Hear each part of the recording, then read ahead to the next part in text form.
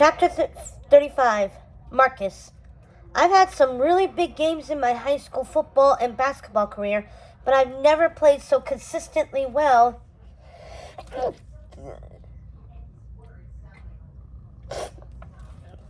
as I have in basketball this season. It couldn't have come at a better time for the team, or for me personally, to be honest. Yeah, I know I'm never going to have the speed and lateral movement that I had before my leg and head injuries, but I've got what Joshua calls ball smarts now, and I know how to use them. Thursday night, we had a home game against Northside. Every year, they're one of the best teams in our district, and they beat us at their place last month. Pre-game, Coach Henson told us we absolutely had to defend our home court against those guys, or we would have no chance at winning the regular season championship, which would have really hurt us when it came time to be seeded for the tournament games at the end of the year. Everybody on the team was psyched up before that talk, and even more so afterwards. Coach Henson now wants me to rev up the guys after he finishes the pre-game pep talk, sort of to emphasize again what he wants us to concentrate on for offense and defense. I told everybody that on offense, we had to play like a team and work hard to set screens and picks for guys to get open for jumpers and trays. If they got open, I would feed them. If I had said something about sharing the ball when I was a freshman or sophomore, nobody, and I mean nobody, would have believed me. They would have known it was just BS.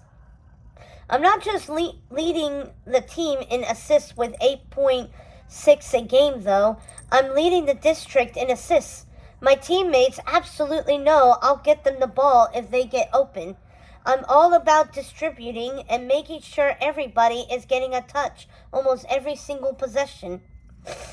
Then I said that on defense, they had to fight through screens and make sure they beat their man down court every time.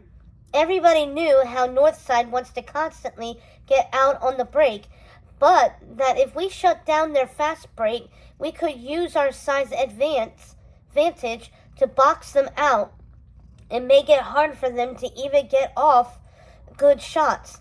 The game couldn't have started out any better. I fed Kobe for a 3 right off the tap, and the next time down I made a sweet entrance pass into Garrison for a throwdown.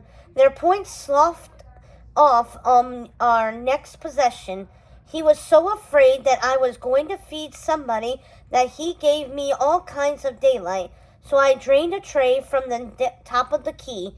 After that, Northside was so shook up that they didn't know who to concentrate on or whether it was best to try to go zone or play us man-to-man. No point guard is going to be able to contain me when we get off to a start like that. Heck, I don't think it would have mattered what they did. We went on such a roll. We were up by 24 after the third quarter, and Coach Dell emptied the bench midway through the fourth. On my last possession of the night, I got out of the break, dribbled behind my back to juke the sucker on me, and then blew by him for the slam. Later, I saw Luke and Ellie at the game, and Ellie told me she captured the slam and was for sure going to put it in the basketball spread. Those two are almost always at the home games. Ellie taking pictures and Luke interviewing people, but the yearbook basketball spread is only 2 pages long, and how many interviews and pictures do they need?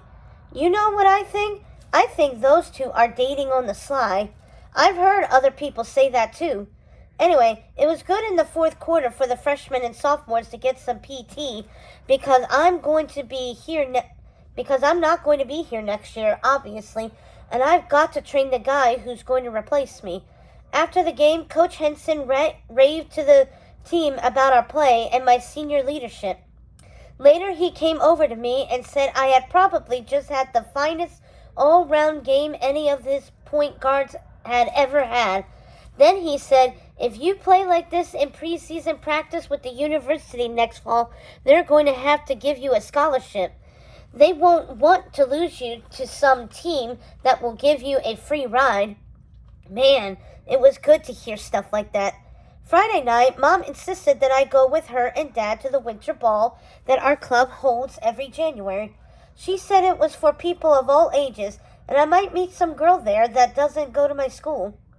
That I needed to get out of the house more and do something besides studying and playing hoops. I never would have thought she would have said something like that to me when I was a 9th and 10th grader. Man, I had everything going my way then, ladies-wise. So I went and ended up spending much of the evening talking with Mia and even danced with her a few times. I was really shocked to see her at the club, but I guess I shouldn't have been. Earlier this winter, Mia had told me her mom was marrying Cy, this really rich guy, in May, and joked that she and her sisters would be living in luxury. I've been going back and forth on whether to ask Kylie or Mia out, or somebody else or nobody. I don't know what I'm going to do. Maybe I should ask Mia out. I think she's still hung up on Luke. But the way Luke and Ellie act around each other...